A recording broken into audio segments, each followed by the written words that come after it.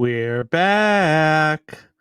Are you ready for the best damn sports radio show on the planet? Man Hour Nation, rise up.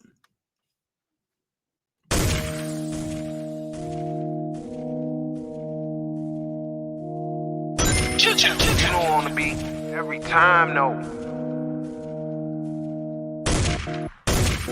I would like to personally welcome you to Man Hour After Dark. Say that thing. While I bring you the host, Mike, Buck, and Cone. You know who's coming to the stage. Sports talk than what you about to hear right here. I second that. Go. You know that it's us when we talking about sports. Giving you facts on the field to the court. Tune in, we need the support. 1 hour too short, still listen some more. On all your stations, not dropping no music. Starts like Adidas, but Nike just do it. Down 4 in the 4th, we go for the win. Michael 2 seconds, we taking it in. Buck, Mike, and Combs, you know what's going on. Man, now we're after dark, no LA, we the big spark. No 4th and inches, won't cut you short. Got the best talking, it's all sports. Buzzing more than buzzer beaters. We coming live all through your speakers, go.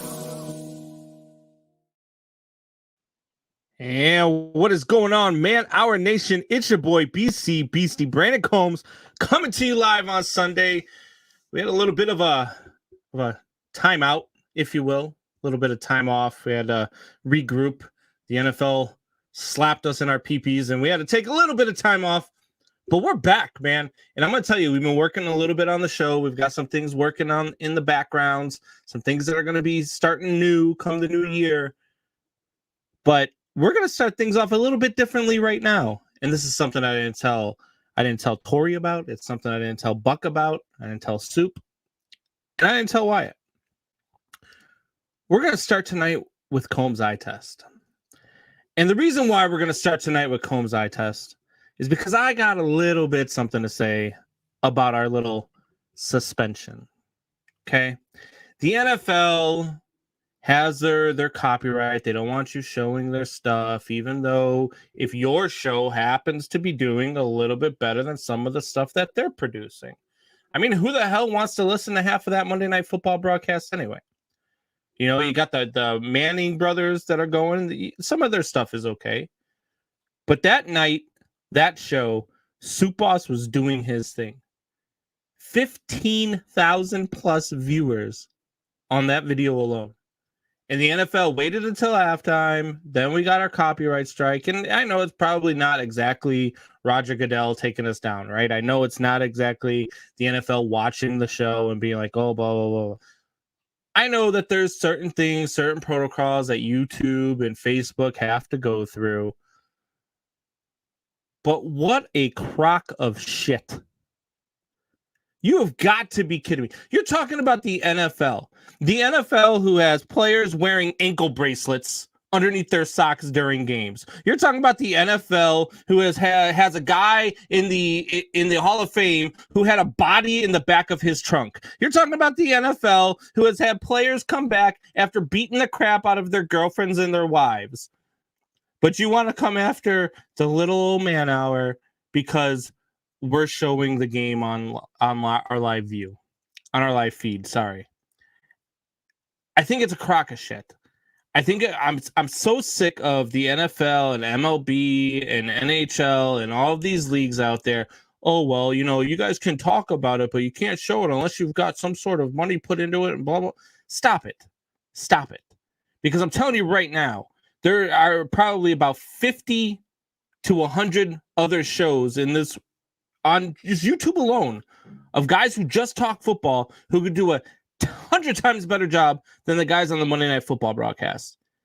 And the way Soup Boss was doing it that Monday night, hands down, I would have listened to that show over anything else that they had on the TV that night. Hands down.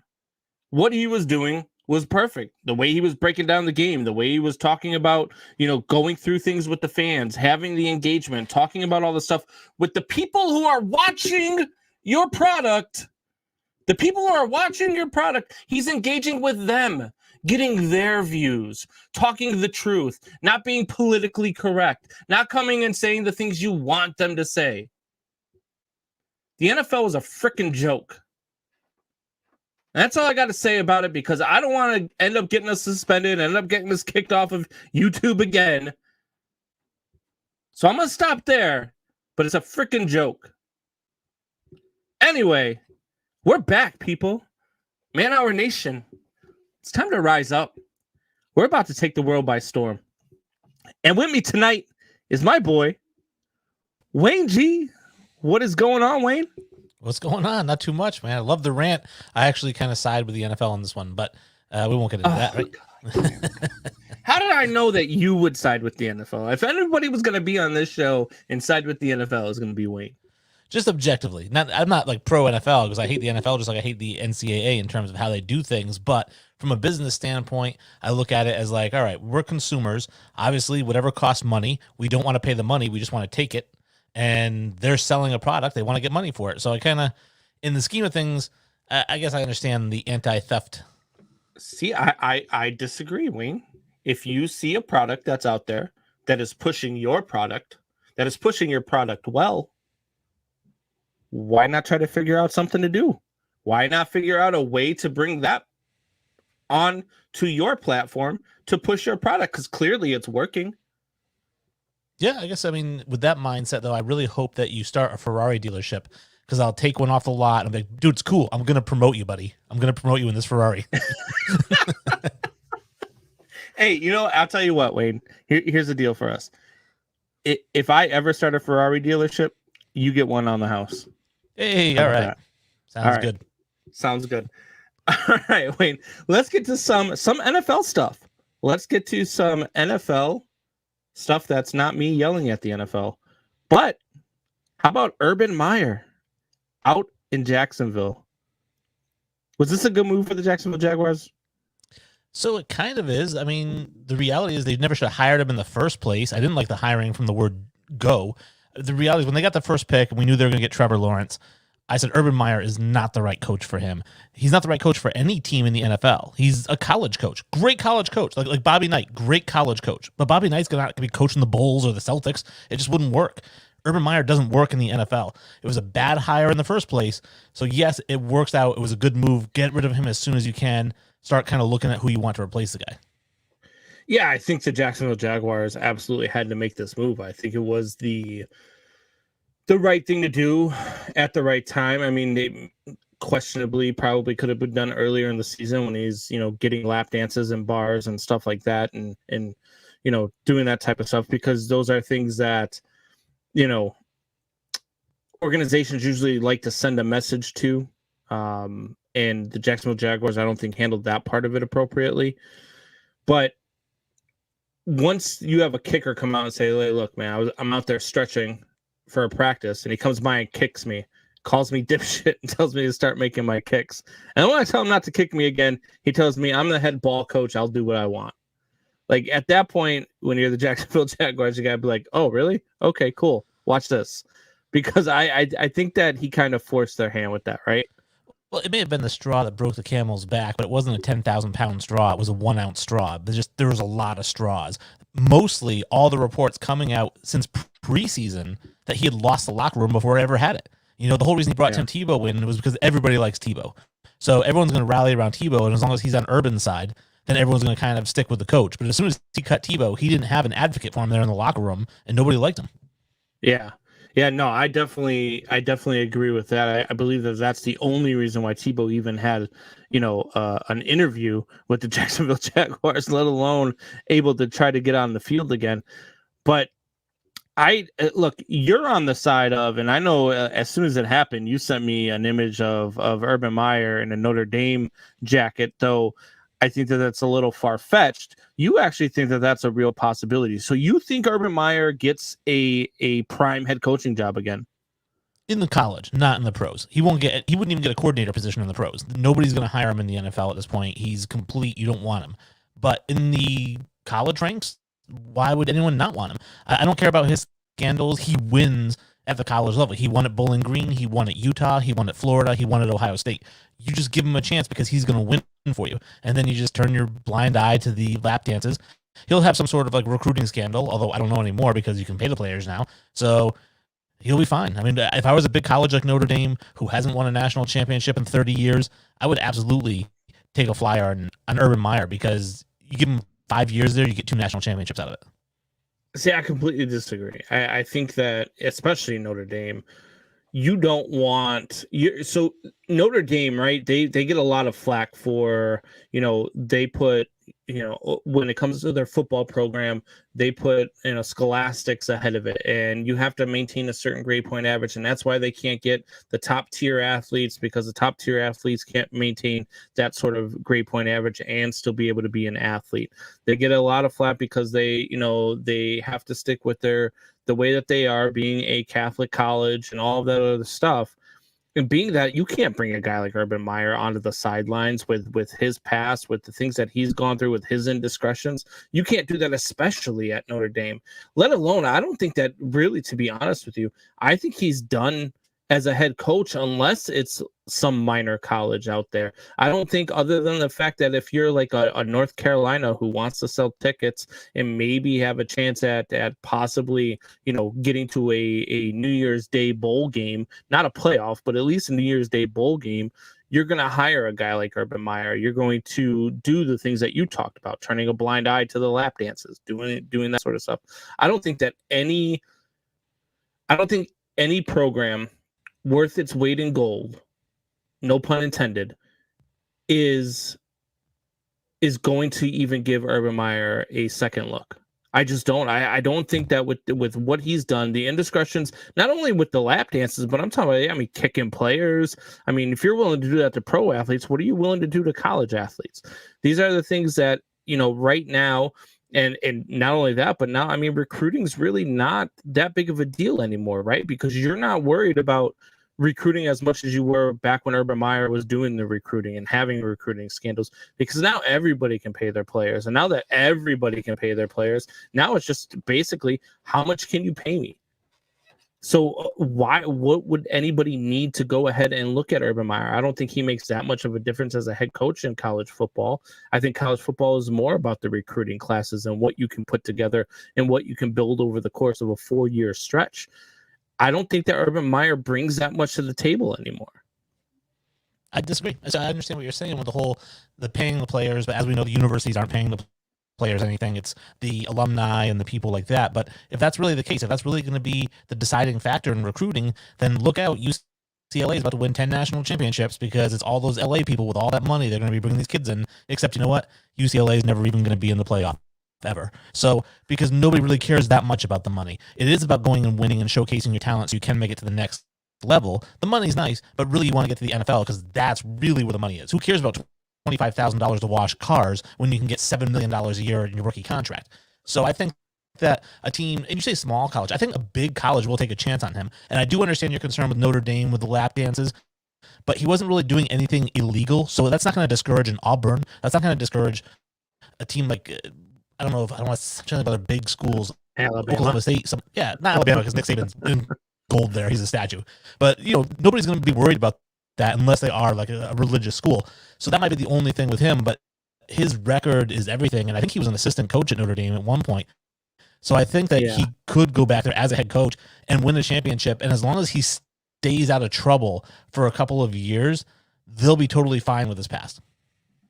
Yeah, and see, I just don't know. I don't know that any program, worth their weight is really going to look at this guy for those simple reasons of, the indiscretions, the things that he has done that are, not necessarily illegal, like you said, but immoral for sure, and things that you don't want to really facilitate to younger kids coming up into your program. Even if you do, say Urban Meyer walks into your kid's house and he's at, let's say he's at, say he goes back to Florida, probably not, but say he goes back to Florida. If your kid is looking at Florida and Urban Meyer walks into your house, do you believe a word that's coming out of this guy's mouth?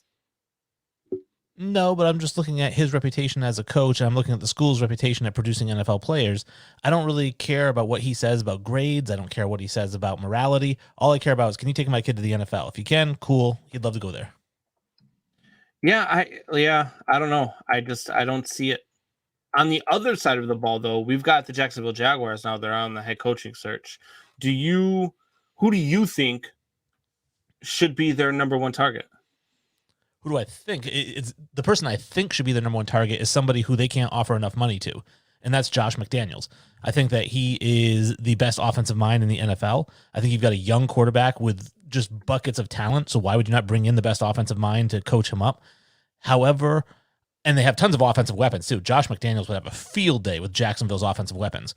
However, Jacksonville's still not a great destination. Their defense is absolute trash. They're a team that's probably going to go, 3-14 or 4-13 again next year. They're not ready to win yet. So if somebody's going to take that head coaching spot, it's got to be somebody who just desperately wants to be a head coach and doesn't care whether they win or not.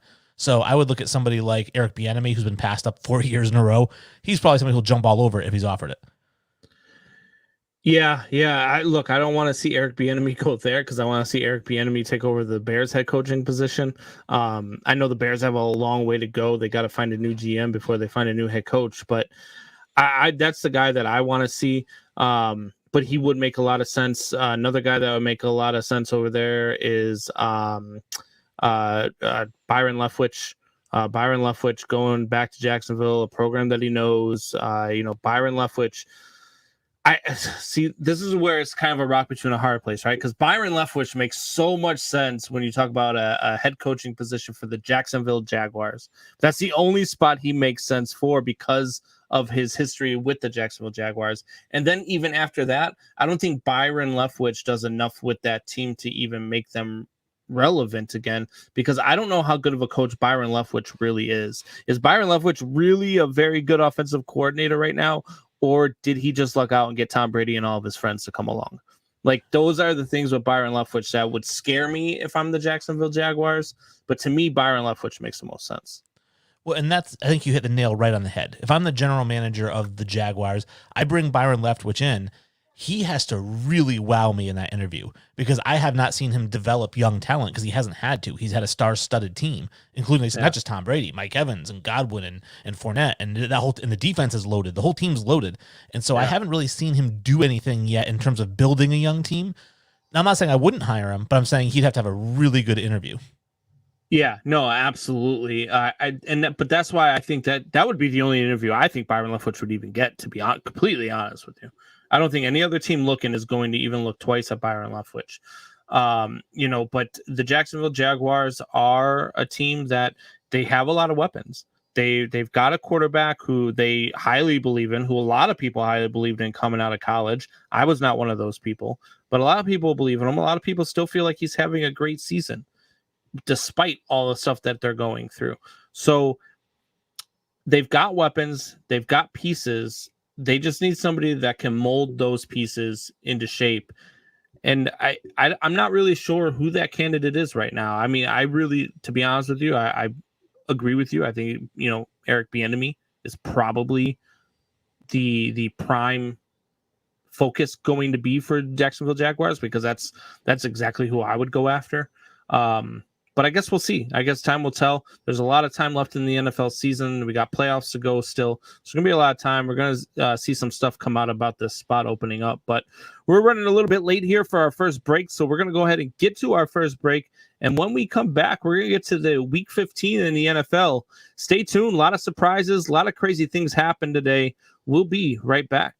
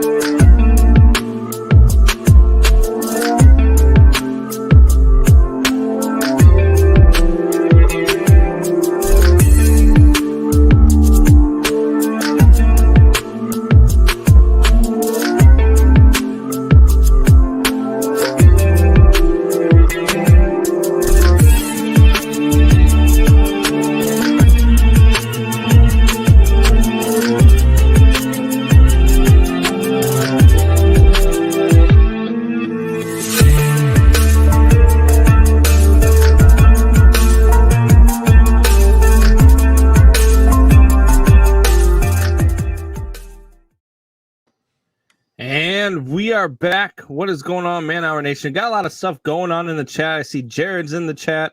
What's going on, Jared? I see Buck's out there. Michelle's out there. What's going on, guys? Drew is back. Drew, happy to have you back, bud. And then we've also got One Pride 40, who's a Lions fan here, Wayne. And he says Lions win fatality.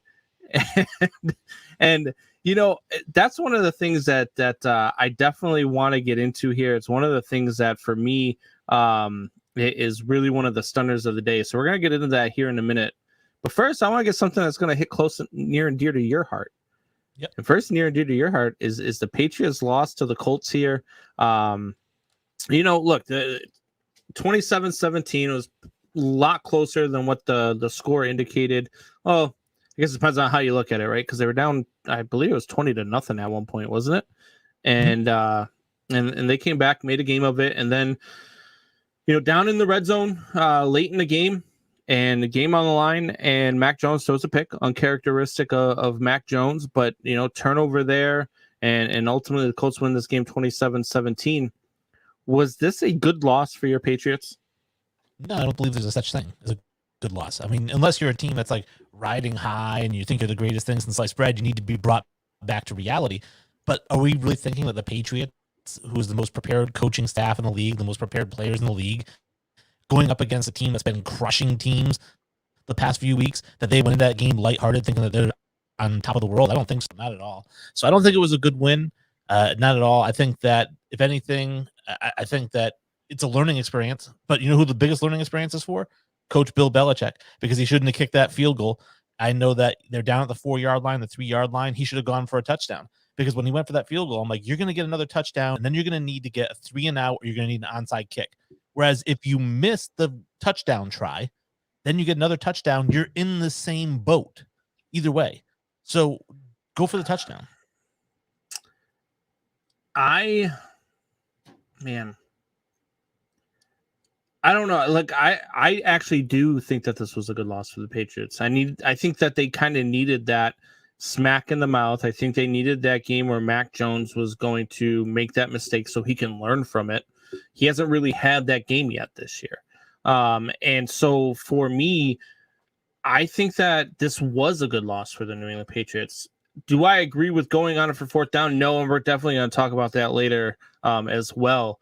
I think going for the touchdown there instead of taking the points, to me, is not a great call, especially when you have a rookie quarterback, right? Take the points, head in overtime, take your chances in overtime, especially on the road, especially in a place like Indianapolis, which is a very tough place to win. Lucas Oil is a great stadium. The Colts fans always show up in droves, and that place is packed every single game, and they are loud. And so for me, think that it was a good loss for the Patriots, because I think that from this, Mac Jones is going to take a lot from it, to be honest with you. I don't think that you'll ever see him make that bad read again like he did last night.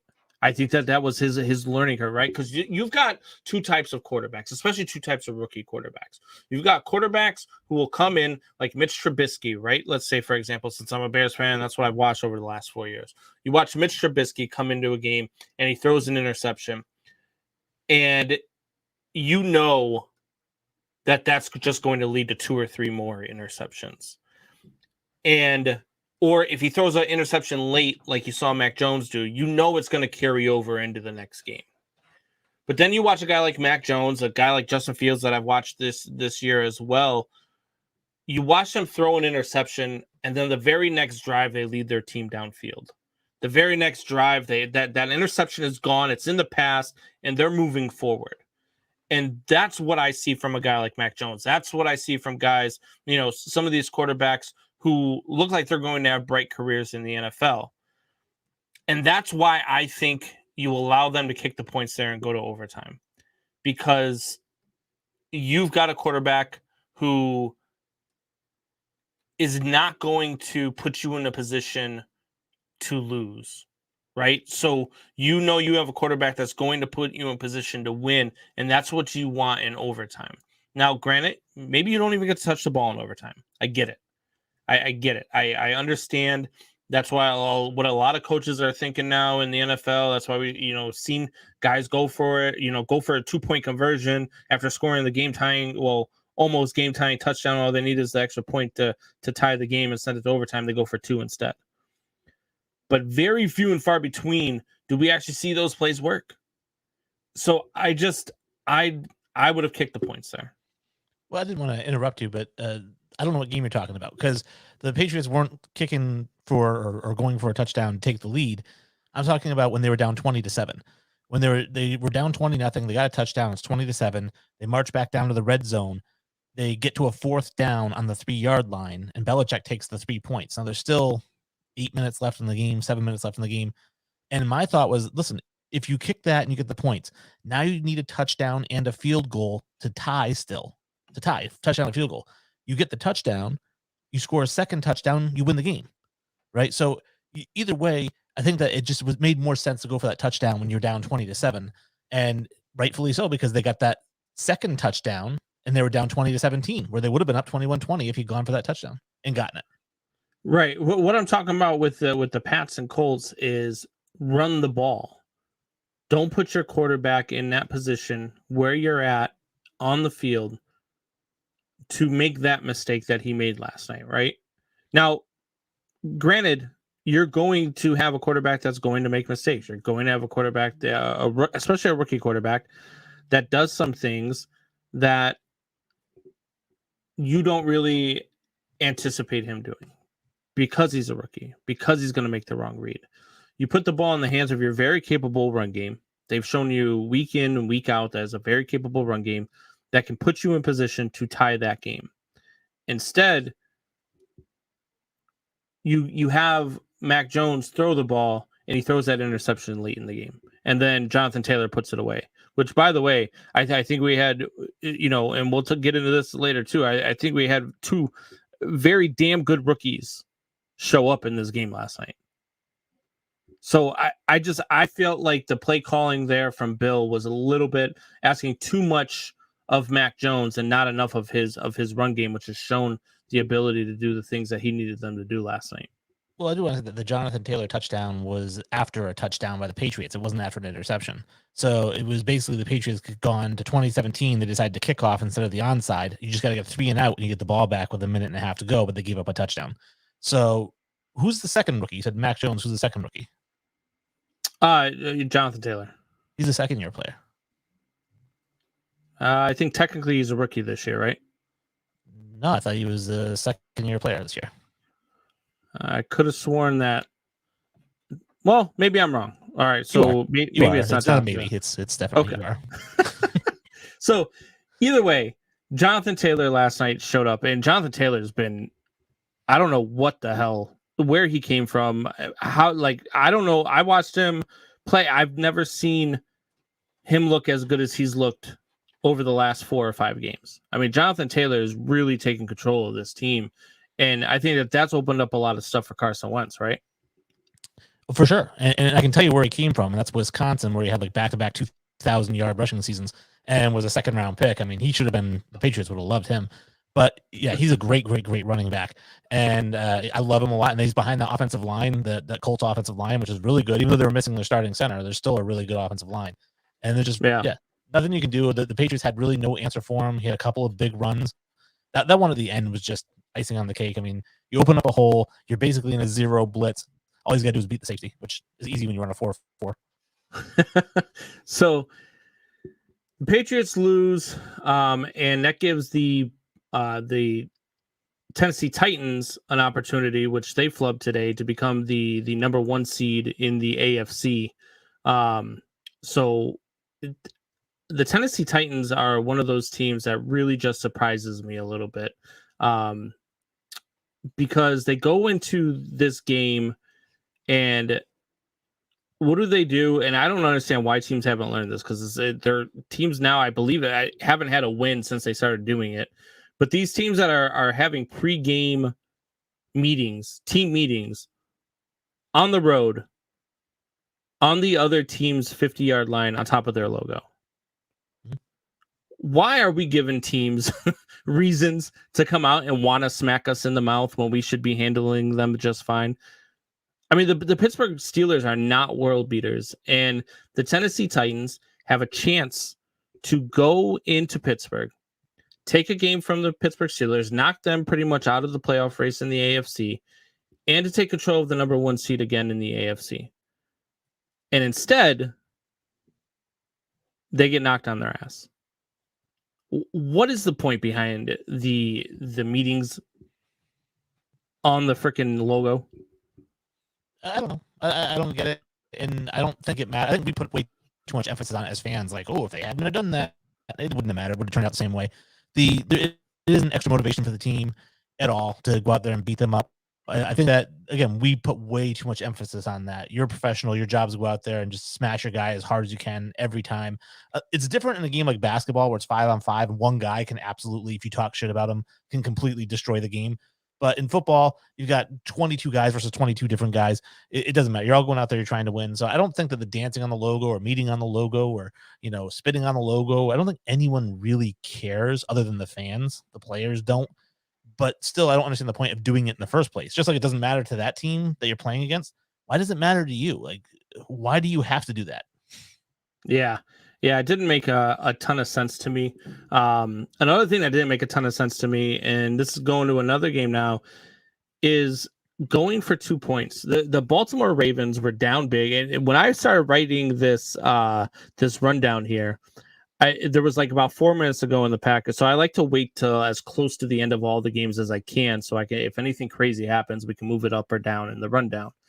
And there was about 4 minutes to go, and the Packers went up by 2 touchdowns. So the game's over.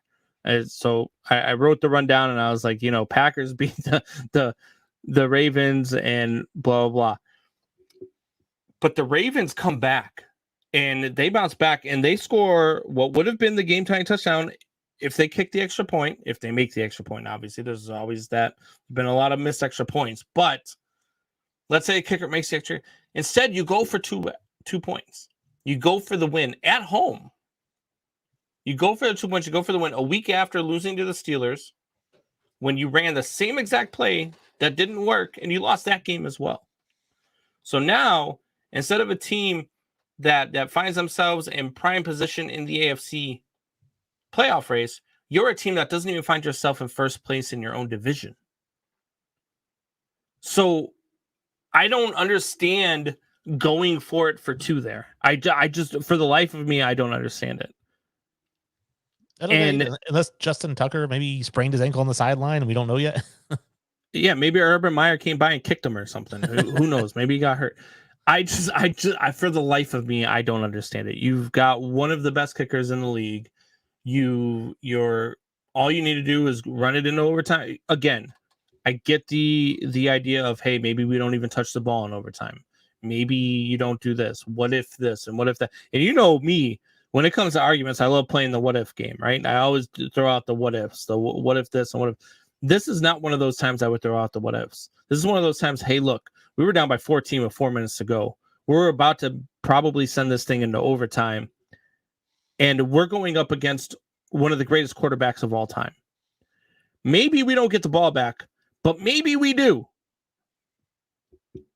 I don't understand. All the momentum was on their side. They're at home. The crowd is going crazy. Everything is swinging their way. Why not just kick the extra point and go to overtime? I didn't watch that particular game, but the only thing I could think of as a coach, if I were to make that decision, is if my running back was just carving up their front 7 all night long, huge holes, never had less than a 2-yard gain. All right, I'll go for 2 because you haven't stopped me. Why would you start stopping me now? But I have a feeling that wasn't the case all game. And so It doesn't make any sense at all to not send it into overtime. Like you said, maybe you get the ball back, maybe you don't. Maybe you get it first, you score a touchdown, the game's over. Right? So and then you run the same exact play that you ran last week trying to go for it on 2 that failed. The same exact play. They knew it was coming. The guy that they tried forcing the ball to, Mark Andrews, was double covered. Mm-hmm. It wasn't even close. They didn't even have a chance to work. I don't understand it. We're seeing it a lot more in the NFL. We're seeing it a lot more. I mean, Baltimore did it 2 weeks in a row now. We're seeing it a lot more in the NFL. We're seeing teams go for it a lot more on 4th down. sometimes I agree with it, but this is one of those times where I for the life of me, I don't understand it. And now the Ravens find themselves not even in first place in their division. I'm gonna ask you this: they started this season what were they 8-2, 8-3, something like that, and now they're at 8-7 or 8-6. Do they make the playoffs? Yeah, I think they still win their division. I don't think they get a wild card. I think that AFC is so tough right now to get a wild card. You got to be ridiculously good. But I think that they still win the division. I don't really believe in Cincinnati. I don't really believe in Cleveland as much. So I think the Ravens, as long as Lamar Jackson's healthy, if it comes out that, Huntley's going to be the starter for the rest of the year, then no, they're done. But if Lamar Jackson comes back, then yeah, I still think they win the division. See, I don't know how you can look at Cincinnati and say I don't believe in Cincinnati anymore. To me, look, they are a very tough team to figure out in the NFL. They're probably one of the hardest teams to figure out this season in the NFL is the Cincinnati Bengals. But look, Joe Burrows is the guy that they thought they were getting. Joe Burrows is doing things out in Cincinnati that is helping this team win. That defense is playing better as of late. The Cincinnati Bengals, I think, absolutely can win this division. And then when you look at the remaining schedule for the Baltimore Ravens, I mean, it's just not favorable. You got the Bengals next week, then you got the Rams, and then you got the Steelers again. The Steelers you've already lost to, obviously trying to go for it on two a couple weeks back, like we had talked about. Then you lost to the Browns, and now you've lost to the Packers. If they lose this game in Cincinnati, which it wouldn't shock me if they won, but it wouldn't shock me if they lost. The Cincinnati Bengals are not a great team at home. They're a much better team on the road this year. I don't know that they win another game. I just don't. You got three really tough opponents. So you don't have any gimmies left. Right. Well, obviously, if they lose the next one, then I would say they don't make it. But I'm expecting them to win the next few and maybe lose the one to the Rams. I don't know, but I don't think they lose in conference. I think they beat the Steelers. They beat the Bengals. Maybe they lose the Rams. Maybe they beat the Rams. I don't know, but I think the Ravens are your division winner. Okay. All right. Fair enough. I mean, it wouldn't surprise me if they were, but it wouldn't surprise me if they weren't. Something that does surprise me, though, the Detroit Lions. Mm-hmm. We had One Pride in here. We had Luke G in here, both Detroit fans. As Trent Mason chimes in, Trent Mason with the super chat here, $4.99 super chat. Appreciate it, Trent. Says, if Huntley trusted free agency, which team do you think offers? So let's get to that before we move over to the Lions. Ooh. So Huntley, you're talking about the backup of the Baltimore Ravens. Mm-hmm. Which team do you think makes offers? A team that needs a backup. God. I mean, he's not going anywhere as a starter. That's for sure. He's going to go somewhere as a backup. Saints? I don't know. I mean, you got the two quarterbacks there already, and they're locked up, both of them, right? So yeah. Well, I mean, I don't know that I would necessarily call Taysom Hill a quarterback out, though he did just put a ball in a perfect spot on a 30-yard pass. As I said that, but I wouldn't put Taysom Hill as a quarterback, and not even a backup quarterback. For me, he's a gimmick player. The Detroit Lions, as One Pride 40 says, I think Detroit would probably have to take a look at them. Although, they did put a lot of stock into Jared Goff, so I'm not so sure that's a route that they would went. They're not looking at them. Trying to think of teams around the league that would be a landing. I mean, the Jets, maybe. We're talking about a backup, though. I mean, it's like, all right, who's he going to go sit the bench for? Who would he look the best holding the clipboard for? He's not going anywhere and starting. He's not even going anywhere and competing. He's not a starter in the NFL. I mean, Gardner Minshew's a better quarterback, and I would give him a shot before. You don't think he could compete with Taylor Heineke for the starting job next season? I guess, but I still think Heineke wins it. I haven't seen anything from Huntley that shows me he's better than Heineke. I mean, they just led a comeback versus one of the best teams in the NFL, where he was down by 2 touchdowns with 4 minutes to go. I mean, he's shown a lot of poise in those, these couple of games that he's played in the absence of Lamar Jackson. It's not like they're losing by a ton. They've lost by 2 points. And Matt Flynn, in the short time that he got to showcase himself, he threw for 7 touchdowns or whatever it was and 500 yards. And everyone's like, wow, let's give this guy starter money. And what happened? He lost his job to a rookie. Yeah, it's true. I think Huntley's the real deal, though. I think that a team like the Saints or a team like Washington, maybe even a team like maybe Detroit. I don't really see it in Detroit. One Pride. I'm sorry, but maybe a team like Detroit would bring them in, but they bring them in to compete. And I think that in Washington, I think Washington. I think he would be out Taylor Heineke for the starting job in Washington. I think it'd be a good job. Thanks for that question. Thanks for the super chat there, Trent. Speaking of Detroit, though, they pull off the upset against the Arizona Cardinals, a team that I've said all year, preseason even, that this is the best team in the National Football League. And they're dealing with injuries. I feel like they went in there and they gave DeAndre Hopkins another week off, saying, hey, look, we're going up against the Detroit Lions. We probably don't need you this week, so take the week off. And then lo and behold, Detroit stomps a mud hole in Arizona.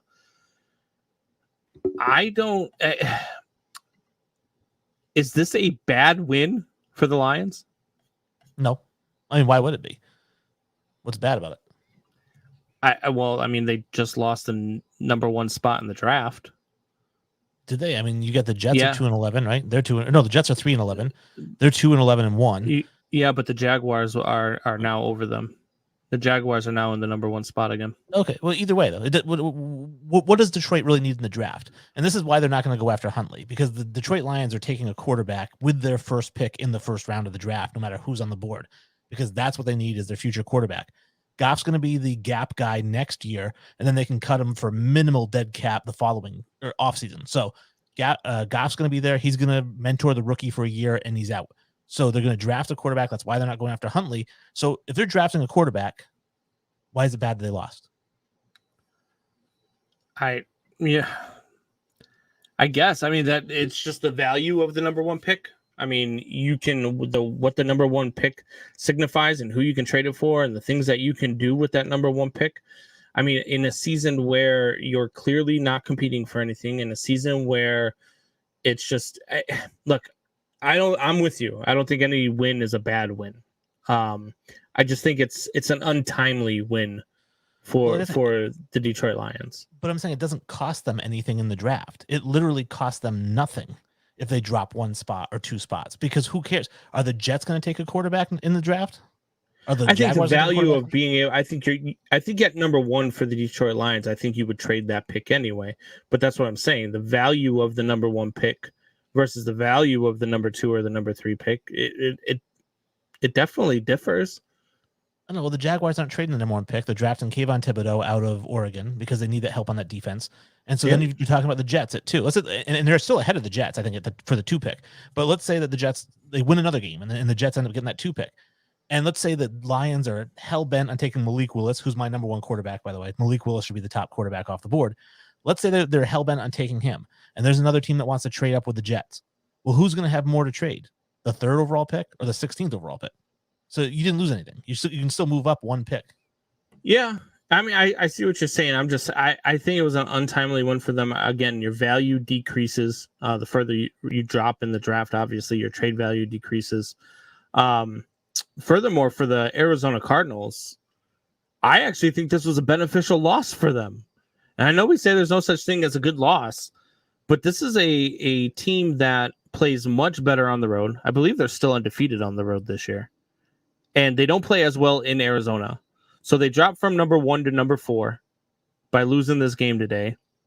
And I actually think that helps them heading into the playoffs. I think that gives them, I think that's where their comfort level is at. I mean, it's clear as day to me that their comfort level is on the road and it's not at home. This was the dumbest thing in your rundown that you sent me.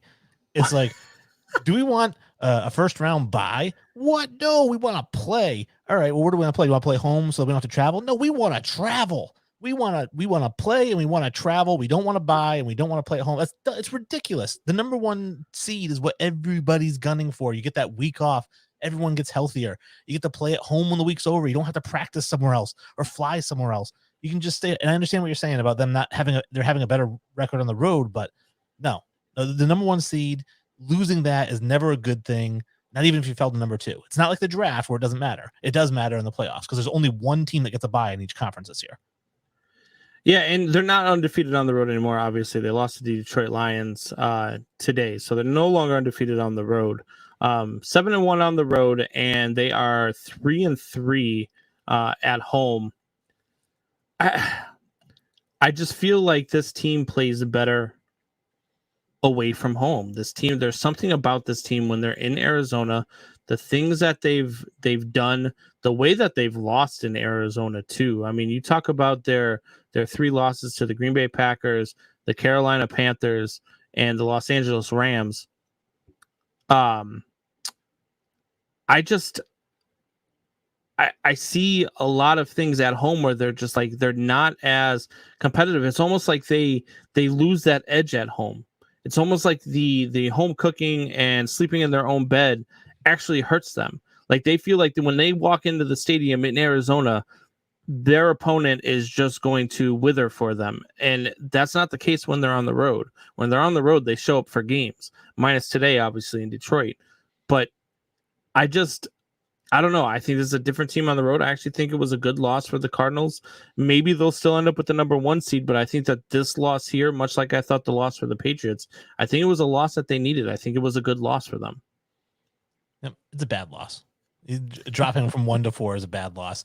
It's not as bad a loss for the Patriots because they're still in first place in their division, but it still doesn't. This is just ridiculous. I think that losing the number 1 seed is definitely not a good thing. And it'd be one thing if you painted it as like, yeah, this was a team that was flying high and they really needed this. But you're saying no, it's really good because they're going to have way too much rest if they get that bye week. Guys are going to be way too healthy when they finally play. Yeah, I mean, I guess agree to disagree here. We do that a lot, Wayne and I. So we're going to take another quick break, and when we come back, we're going to talk about is COVID going to shut down sports again? We'll be.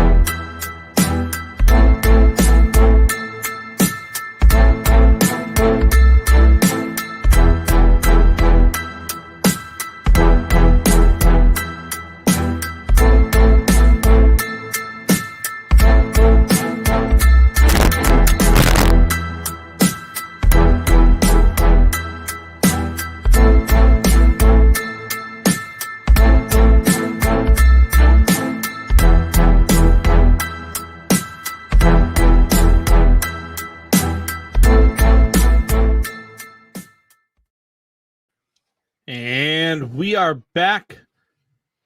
It's your man, BC Beastie Brandon Combs, along with Wayne G. Wayne, I'm starting to get a little bit scared with everything that's starting to surround sports with COVID. The NHL suspended all games now that are cross-border. So no American teams traveling into Canada, no Canada teams traveling into America. The NFL is moving games to try to help. They moved a couple of games over to Saturday. We're going to have a Monday night doubleheader. Is COVID about to shut down sports again? I don't think so. I think it might shut down the fans again, where you're gonna have empty stadiums, which kind of stinks. But we see higher completion percentages, so I guess that's the plus, and it's more exciting to watch on TV. But I don't think it's gonna shut down the games themselves. I think you just may see stricter protocol and teams saying, "Listen, we understand you got the shots, you got the booster, but you still got to follow the same protocols everybody now, just to be on the safe side." Can you imagine a Super Bowl with no fans? Didn't they have one like 2 years ago? Last year, maybe? No. Super Bowl had fans last year. Maybe it was half capacity. Yeah. But still had fans. Yeah, I guess. I mean, can you imagine an empty stadium for the Super Bowl? Look, I hate the idea of no fans in the stands. I hate the idea more of not having any sports, So while I agree with you, I don't think it's going to shut down sports. I think that at some point we might have a 2 to 3 week hiatus in the sports. I think we might have a time where all the teams get sent home, put into quarantine, and say, hey, look, we're going to come back this date. This is the way the schedule is going to work, and then we'll be good to go. Everybody needs a quarantine. Everybody needs to do the things they need to do because they're saying this thing is a 3-week threshold. Let's do what we got to do to get things right, because the spike in cases is astronomical. Obviously we're not going to get into the numbers and what we think, but I think that that's what we're leading to. I think that a pause in the action for a couple of weeks is what we're leading to. I think no fans is a very realistic thing. I don't want to see it again. I hate it. I love the roar of the crowd. Look, I love going to games. I've been to 3 Blackhawks games this season already. I love the roar of the crowd. I love, being in that atmosphere. I love the national anthem with the crowd cheering and everything that goes on during those games. I hate sports without it. And this thing, we just got to get control of it. Like the whole thing is starting to wear on teams. You've got some teams this week that are, even though they moved the game till Tuesday, might be playing out without 8 or 9 starters. And these are all playoff teams. Well, you may hate sports without fans. I hate not having nice things. But when you have kids, you can't have nice things. And unfortunately, we have 400 million children in this country, so we can't have nice things like sports. Sorry, everybody. You get into the whole aspect. Look, Aubrey's been home all week. She tested positive, so dealing with that. She plays sports. She's on a volleyball team, travel volleyball. She plays sports, and all the teams now have had to. Both of her teams have had to quarantine because of it.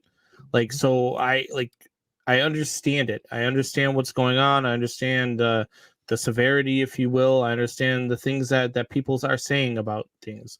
But man, I would really hate to get to that point. But I do think that that's where we're headed. I think a Super Bowl with no fans is a very realistic possibility. I think the rest of the NHL season played like it was last season, with only Canadian teams playing in Canada and only American teams playing in America, is a very real possibility. I think a Stanley Cup final with no fans is a very real possibility. It's just hard to go at these things, because you look at what's going on in society and you look at the things that are happening in our world, and sports usually brings that stuff together, right? Sports is usually the escape and the haven where it doesn't matter your political affiliation, it doesn't matter your race, it doesn't matter, what you do for a living. It just matters that at that point in time, for those 3 hours, you're cheering on your team. And that's what sports brings us. Sports brings us together. Sports brings everything together without all of the realities of the world that are going on for those 3 hours or those 2 hours, however long the game should take. And to not have that is a depressing thought to me. I agree. And I think that with all the talk about mental health surrounding the whole COVID thing, I think that definitely sports won't go away because of those reasons that you said. The sports aren't going to go away. They're going to stick around. We're going away. We're not going to be able to sit there and watch them play. And it makes sense. But you know what the best part is? That even with no fans, it's not going to affect the COVID numbers because 40 people will still cram into a trailer home to watch the Super Bowl with no masks on, even though half of them tested positive the week before. Why they got to be in a trailer home, Wayne? I don't want to speak to what demographics vote which way or feel which way about the COVID thing.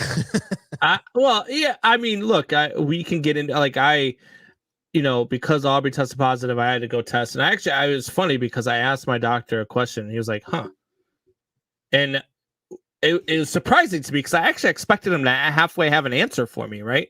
So I asked him, I said, "Doc," I said, "Look," I said, I got tested I got the vaccination back in April. Vaccinated, both shots, everything, and everybody says that if you're vaccinated, you're good to go. But every other week we've got a new strain that comes out. How am I still vaccinated?" Well, that's why they have the booster shot, right? It's supposed to help you strengthen that immune system against more, I guess, different variants of the strain and all that other stuff, or different strains. Well, not Omicron, because Omicron gets past it. Okay, well then they'll come up with another booster for that. That's what I'm saying. So basically what you're gonna say is every 4 months we just got to go get a new shot. But my question to him was just like, how are we vaccinated? Logic to me tells you that in a time where it's normally the flu season, height of flu season, and people are getting sick and people are getting the flu, and all of a sudden we've got this strain of COVID that is weaker than the actual strain of COVID, but gets past and doesn't work with the COVID shot, would probably tell me that maybe it's the flu. But that's just logic, right? You can't think logic when it comes to science. You can't think logic when it comes to laws. You can't think that way. Everybody's got their own opinions, and that's fine. Like, I'm not here to debate whether or not, everything is real or what you see, because it's clearly a real thing. People die from this stuff. People get really, really sick from COVID. So I understand it all.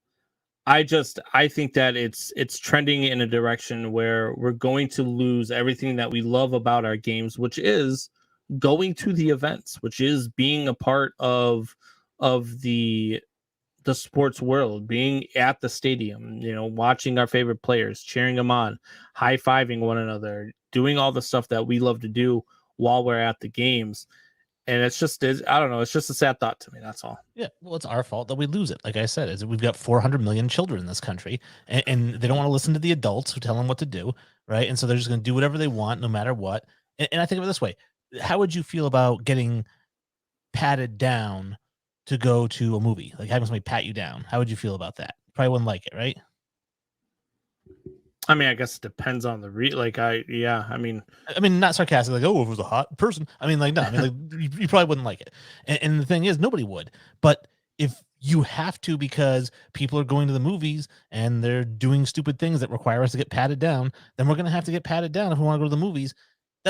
We need to hold each other accountable. So hold people accountable. The reason we're not going to be able to go to games, and the reason for these spiking numbers, is because nobody wants to take the precautions. Like, hey, we need to social distance. No, it's fine. That was like last month.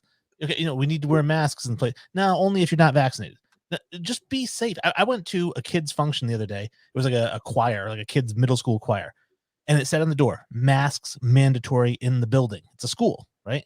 Masks. So there were probably 30 or 40 people that are not wearing masks, and they had to be told by the people, like, hey, you need to put a mask on. And they're like, oh, I got vaccinated. It doesn't matter. It just said on the door, everyone has to wear a mask, and everyone's being an asshole about it. And that's why we're going to lose fans in the stands, because people would rather be assholes and be themselves, which are assholes, than actually protect their fellow humans. Yeah, I mean, I get it. Look, I hear the analogy there with the 400 million, children in the world, and they're not doing what the adults are telling them to do. I feel like sometimes, though, the parents are just saying, because I told you so, just because they don't really have an answer as to why it is, right? Like, it's just do it because I said. It's I don't think there's a real answer out there because I don't think they know the answer yet. I don't think that they've studied it enough. This thing's only been around for going on 2 years now. I don't think that they know enough about it yet. That's why they can't give you the answers. Logic tells me that if I got a shot prior to something that came out, that shot does not work for what just came out. So now we've got a booster shot. But then there might be more, and they're saying there are probably going to be more variants that come out. Then I don't think I'm vaccinated for that. But they tell you, the school told me when Aubrey came home, they told the students, hey, look, if you're vaccinated, you don't have to stay home. But if you're unvaccinated, you have to stay home if you were in her class. What do you mean? How do you know she doesn't have the Omicron variant? So now they're all exposed to the stuff that they're not vaccinated. That's what I'm saying. That's logic tells me that doesn't make sense, basically, is what I'm saying. Logic dictates that it doesn't make as much sense as what they're trying to make it seem like it makes. And it doesn't. Because it's a game of telephone. Like I said, at the very top is somebody who's telling us everything we need to know. And then it gets filtered down through people who have their own agendas. So, and then it's filtered this way, it's filtered this way. And next thing you know, you have people arguing with each other about what they should do. Instead of everyone just like going to the top guy, I mean, like, all right, listen, you're the top guy. I don't want to hear it from Betty, my neighbor, because listen, I saw her screwing the mailman last week. So can you tell me what's the deal? Well, here's the problem is that the top guy is making about $3 billion off of this. So I don't really think I believe him either. Okay, well, you got to choose to believe somebody. I choose to believe logic. That's what I choose to believe. What does logic tell you? What are, like, if you think about things logically and throw all the stuff out the window, throw all the information you've received from the doctors out the window, throw everything you've received from Betty out the window while she was screwing, her brother's neighbor, like throw all that stuff out the window and think for yourself and think logically about some of the things that you've been told and some of the things that they're doing. That's where I think that the difference comes in with, differing opinions and that stuff. And then obviously there's always the stuff that people, I only watch, this network, or I only watch that network. So that's where I get my information from. That's the stuff that it just, I don't know, drives me nuts. But anyway, we're going to go ahead and get to another break before we get another week ban for talking about this stuff. We'll be right back. Give us 2 minutes.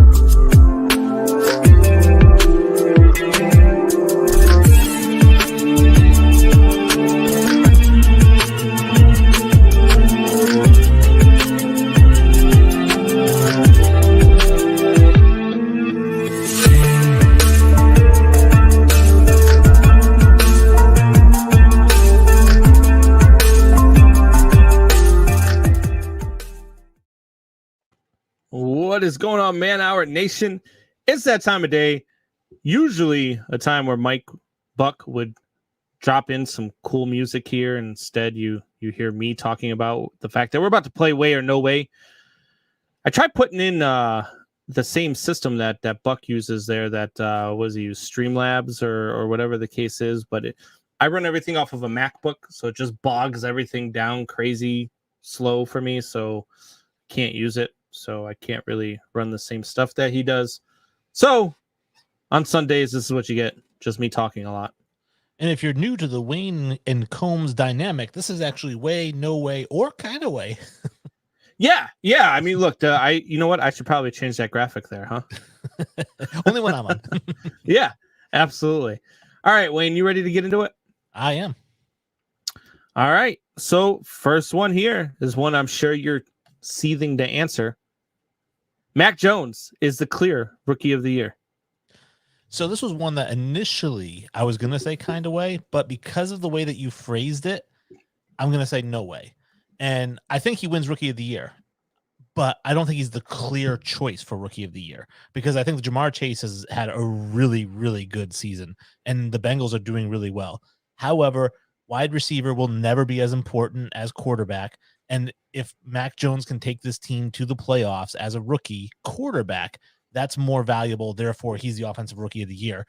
However, Jamar Chase is making it very unclear.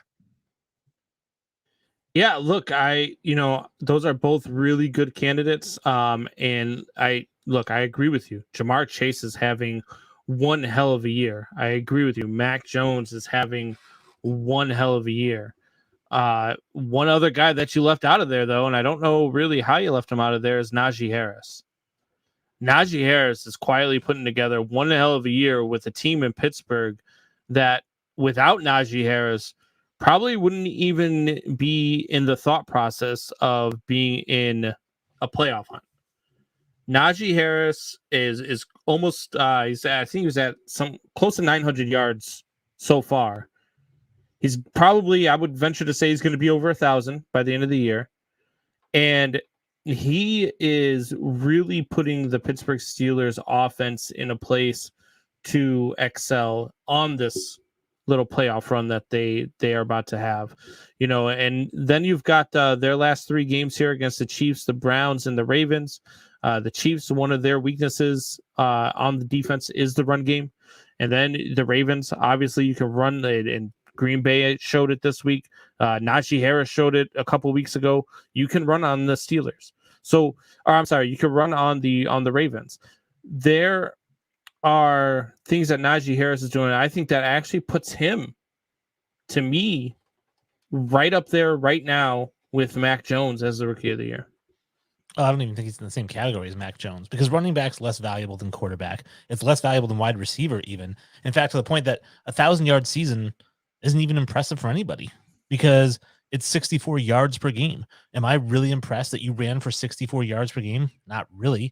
You need to give me 100 yards per game for me to be like, all right, this guy's good. And if you're a rookie, you got to give me 80. But 64 yards a game, and in a 17-game season, it actually works out to more like 59 yards per game. Yeah, I'm sorry. You're not going to beat out a quarterback who's completing 70% of his passes and leading the league in completion percentage, or he's second behind Kyler Murray. You're not going to beat that guy out. I don't care how good of a running back season you're having, unless you step it up major these last three games. Yeah, look, one thing Najee Harris doesn't have is one of the best defenses in the NFL, which constantly gives him the ball back.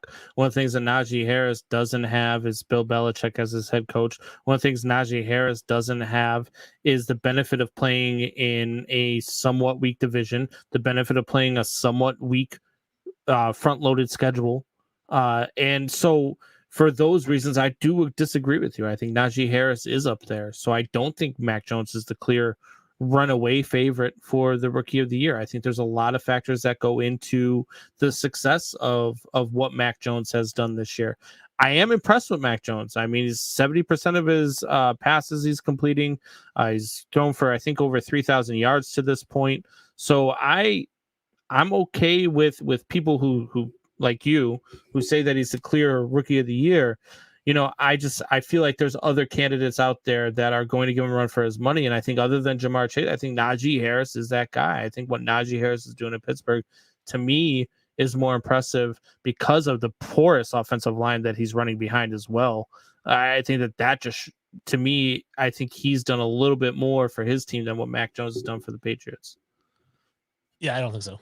Again, the quarterback, you have to look at the team went 8-9 last year with Cam Newton, and now they're going to win the division with Mac Jones. And you're saying that Najee Harris, who went to a team that went 13-3 last year, has done more for his team, getting them to go 10-7 than Mac Jones has done for his team. They're doing more this year with guys who aren't opting out because of COVID. They're doing more because they're at full capacity. They're doing more because they've established their run game. They've got a really good offensive line in New England. They've got a really solid 1-2 punch with their running backs right now. They've got I'd say probably a top 3 defense in the league. Those are the things that, to me, help Mac Jones succeed more than what Najee Harris gets. So that's why, for me, it weighs more. So, I mean, look, it's one of those things where this is always one of those topics when it's a voting thing. I mean, you get into the whole thing. That's why I hate the college system, right? Because we go to the vote. And it's always going to sway to Alabama be 1-11. They'll still be in the college football playoff because they're Alabama. Like, I hate the voting system because it's open for interpretation. And that's what we have here. To me, if I'm voting right now, I have Najee Harris just a step ahead of Mac Jones because of the overall situation. That's all. Okay. Well, we can agree to disagree. I do like your debate tactics, though, when you said there are people like you, Wayne, who think he's the clear-cut choice, even though I started off saying, no, he's not the clear-cut choice. Taking a page out of your book there. That's all. All right. So moving on. We had a fight last night, sort of, kind of. Jake Paul. I hate this guy.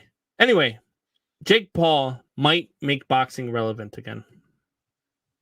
No way. Darren Williams is going to make boxing relevant again. No, Jake Paul, he's fighting washed up guys, UFC fighters, celebrities. Let me see him fight like somebody who's a legit middleweight or whatever weight he fights at, like a legit top 5 guy, not even the number 1 guy. Give me a top 5 guy. If he beats that guy, I'll start to listen. He beats another one, then yes. But as of right now, because he knocked out Woodley, again, Darren Williams or Frank Gore could have knocked out Woodley. So I'm not that impressed with that. Look, for $2 million, I'll dive and land on my face too and pretend like you knocked me out as well. I mean, hell, I'd do it for $1 million. You give me $2,000, I'll do it. It don't matter to me. But look, boxing to me is it's extinct. It's not even a sport that anybody cares about anymore. It's irrelevant. I don't even know who the heavyweight champion of the world is, let alone the middleweight or the lightweight champion is anymore. Back in the 90s, I probably could have named you all of them. But now it's just an irrelevant sport. You know what I did last night while that fight was on? I was watching the free show that they have for the UFC. I was watching their free event that had like 9 people in the stands, because UFC to me is a more relevant sport than boxing is. I would have rather have seen what I saw last night out of the UFC in the octagon than what I would have seen coming out of Tyron Woodley and Jake Paul. And then the Darren Williams, where he freaking, I don't know what he did. He went into a slap boxing fight and pushed the guy through the ropes. Like, I mean, fighting Frank Gore, who's like 185 years old. Like, I don't know what the hell that was. That's why, to me, boxing's it's not what it used to be. Well, you need the right person in it. If you get somebody in there who's knocking people out in the first 3 rounds, like Tyson was doing, you get another Tyson, you'll get people interested again. Because why do people watch the UFC? The more likelihood of seeing a knockout. Nobody wants to watch Royce Gracie fight, even though he might be one of the best of all time, if not the best of all time. Nobody wants to watch him because you're going to watch a guy on his back for 15 minutes. So everyone wants to see the knockouts. They want to see the punches. And if you get a knockout artist in boxing, you're going to get people who tune in to watch that guy. I mean, people tuned in to watch Mayweather because we wanted to see him get knocked out, but he was the equivalent of Gracie, where he would just kind of defense. You get somebody in there again, first 2 rounds, knockout for 15 straight fights. You go 15-0 with knockouts in the first 2 rounds. You'll get people watching boxing again. People tuned into Mayweather, but It was. You're probably right. It probably was because people wanted to see Mayweather get knocked out. I mean, I was always looking forward to seeing it happen, even though it never did. I just think boxing has kind of dribbled itself with the fact that, number one, we never knew who the hell he was facing. We didn't know who Floyd Mayweather's opponent was until he fought freaking Conor McGregor. Like, I didn't know who the guy he was fighting. I didn't know the guy's record. I didn't know how big of a fight it really was. And it's because boxing has come to a point where it's about where the money's at in Vegas. It's about what's going to happen with the money, where the line is at, and that's what's going to determine how the fight ends or where it ends. And that, to me, is where boxing is really having its downfall. Yeah, I think McGregor had the chance to kind of get boxing back up if he wanted to stick with boxing instead of the UFC, because he did give Mayweather a pretty good run. He just got tired out, which is what happens when you fight Mayweather. But McGregor has that, has that personality where you're like, hey, I want to see this guy do really well or do really bad. But I love watching him run his mouth for the whole press conference leading up to it. And then getting into the ring, he's fun to watch fight. And we'll get into Tiger Woods later, but like Tiger Woods is fun to watch play golf. And that's why everyone tunes in when he's in contention, because he's fun to watch. Right now, I don't think boxing's dead. I think it's just missing somebody who's fun to watch. Yeah, and it's funny that you mentioned Tiger Woods here, because we're going to move on to the next one here. This was a tournament. The PNC was something that for me, I was mesmerized by the whole thing. I couldn't take my eyes off it. I was watching, these players play with their kids and do the things. I mean, John Daly and his son ultimately won the tournament. But watching Tiger and Charlie, to me, was just so much fun this weekend. Watching the things that they can do. And I've had people come at me when I talk about Tiger. Oh, how can you support a guy who's done the things that he's done and made the decisions? Look, because he's freaking human. And he's still the greatest golfer that we have ever seen in our entire freaking lives and probably ever will see. But then I watched Charlie this weekend. And the way this 12-year-old kid handles himself, like, I'm embarrassed at my golf game when I watch 12-year-old Charlie Woods play golf. So let me ask you, Charlie Woods will be better than Tiger? Incredibly stupid question. It's obviously no way Ooh. here. No way. You can't even make a case for it because, like you said, he's 12. First of all, he's not even the best 12-year-old in the country. He's not even the best 12-year-old in Florida, So there's a lot of 12-year-olds who play like he plays. In fact, when Tiger was 12, he was routinely shooting under par. He got invited to the Honda Classic when he was 16. I mean, we're talking about the greatest golfer of all time. And you're like, hey, you think this kid who hit a couple good shots on TV, is he going to be the greatest golfer of all time? I don't know. Right? Probably not. I mean, odds are saying no. He could be, but odds are no. And so I'm going to say no way. It's not even close.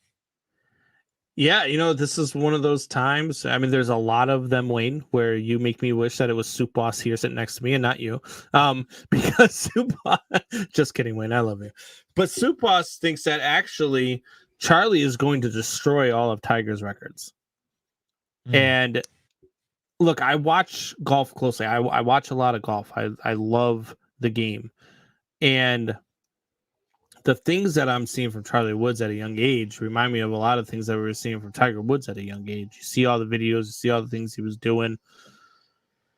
Is he going to be better than Tiger, though? It's tough to say, right? Because it's, is Bronny going to be better than LeBron? Is, Michael Jordan's son is never going to touch Michael Jordan. So you watch these guys come up and play after their fathers. We see it a lot in baseball now with Vlad Guerrero Jr. You've got a lot of players. Dante Bichette's son is now playing, Bo.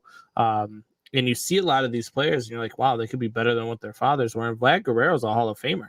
But Vlad Guerrero Jr. to me is light years so far in his career ahead of where his father was at this point. And when you watch Charlie, it's really hard because you're talking about the greatest we have ever seen in our entire lives. And that's a lot of pressure. That's a lot of stuff to put on a kid who is only 12 years old. That kid might wake up tomorrow and decide he doesn't even like golf anymore. He still hasn't even discovered women yet. And his father could probably teach him a lot about that. But I don't think that that Charlie right now, I don't think that he's going to be better than Tiger, but I don't throw the possibility completely out the window. No, I don't either. I don't want to say no, absolutely not. But like I said, the odds are against him. I mean, the odds are against him that he'll even be the best player of his age group when he gets older. We don't know. He might not be. And like you said, to put him up against the greatest of all time. I mean, people don't realize because there's a generation that has only known hurt Tiger. They haven't known healthy Tiger. And I'm going to tell you guys something.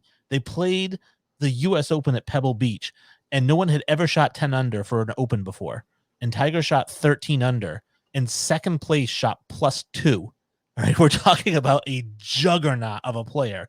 Like when we talk about Wilt Chamberlain's records, Babe Ruth, Wayne Gretzky, Tiger Woods, the stuff that he did, you would have to see it or you wouldn't believe it was real. Yeah, it was, God, watching Tiger Woods, early Tiger Woods, young Tiger Woods, you watched every single weekend because you didn't know what he was going to do next. And you watched every single weekend because you knew you were going to see something special on the golf course. And so, yeah, I have a hard time thinking we're ever going to see that again, let alone see it from his own son. But Charlie looked good this weekend. John Daly's son looked amazing this weekend. They looked very good. And so, I mean, they set the record for the PNC with a 27 under this week. So that's crazy to me. I haven't even hit 27 under in golf on the PlayStation. Well, John Daly's another fun one, right? Anybody who can hit a 370-yard drive with a cigarette butt hanging out of his mouth, a giant gut, and a beer in his hand. Like, we love that He's guy. the American dream, right? He really is. All right. So moving on to the next one here. Sorry, I lost my place here just a little bit. Moving on, next one, last one we got here. And I've seen this a lot over the last couple of weeks, right? It's the NCAA transfer portal. And lots of players are going from here to there. There's a lot of talk that players are going to follow any coach wherever they go, whether, it be Dabo, whether it be, some of the coaches that have already left. The transfer portal to me is starting to become the free agency wire, right? Like you're just looking at who's next, who can pay more money, where do you want to go, where do you want to land, where would you rather play ball at, as opposed to where are you going to school. So let me ask you, Wayne, is the NCAA transfer portal just college version of free agency? No way. Not yet. I think it could be, but not yet. And I think the reason is a lot of the guys we're seeing in the transfer pool are guys who were benched or guys who are on the bench or have been for a little while. As far as players leaving to go wherever the coach is going, they should have been able to do that all along. It's the douchebag NCAA, who wouldn't allow it. But if a guy comes to your house and sells you on playing for him and then leaves, if you want to follow him, you should be allowed to follow him. Like that's fine with me. But I think where it will become the free agency market is when we start to see guys who are starting for Alabama, like Bryce Young. If Bryce Young now transfers to Notre Dame next year, even though he's the starter on the top team in the country, like that's when it becomes free agency. But as of right now, it's just the kids who aren't playing trying to go somewhere where they will play. The reason why I disagree with you. So they announced, I want to say it was back in April, the fact that they were going to start allowing the NCAA to pay its players. And I think that's when it was. I think that's when everything passed. But since then, 411 players have entered the transfer portal. 411. And that's more than, and that's just college football. That's not even that's not basketball, not baseball, not hockey. Like none of the other sports are included in this. This is the college football transfer portal. 411 players. That's insane. And to me, that's all that is at that point. That is, hey, look, I don't want to play here. And I'm not saying I don't like it. I kind of do like it. I kind of do like the fact that if a coach can say, hey, you know what, this school is about to offer me $100 million. Sorry, guys, I'm out of here. No reason why a player can't do the same thing. No reason why a player can't say, hey, look, coach, I know you wanted me to come play here, but look, Nick Saban in Alabama called and they're willing to put up another, $350,000 for me for the next 3 years. Sorry, think I'm out. I think the false narrative that you painted there, though, is that these 411 was after the NCAA announced that it could pay its players, like that somehow influenced it. It's not. It was actually the NCAA's decision that you don't have to sit out a year anymore, which only basketball and football had that rule. Nobody else had that rule except for those two sports because those are the biggest money sports, right? But so once they waived that rule and said you can transfer anywhere you want and you can play right away that year, that's when you get the 411. And again, a lot of those guys are just going somewhere where they can play right now. And you're talking about 411 out of 7,000. So it's not like 1,000 out of 7,000. So like I said, it's not yet. I do think it is trending that way. And I will consider that when we start to see a starter at a major Division I school transfer to another major Division I school. But so far, we haven't seen that happen yet. Yeah, like I said, I don't deserve. It's not that I don't like it. It's not that I don't like the idea of college players being able to go wherever they want. I just think that it's trending in that direction. So that's the end of Way or No Way. We are going to take another quick break, and when we get back, we're going to get into some more Week 15 NFL stuff, and we're going to get to Shop Talk. So, guys, start thinking about what you guys want to hear us talk about during Shop Talk. You guys want to hear us talk about how Wayne does not believe that Die Hard is a Christmas movie? We'll talk about that. He's completely wrong, but we'll talk about it. We'll be back here in 2 minutes.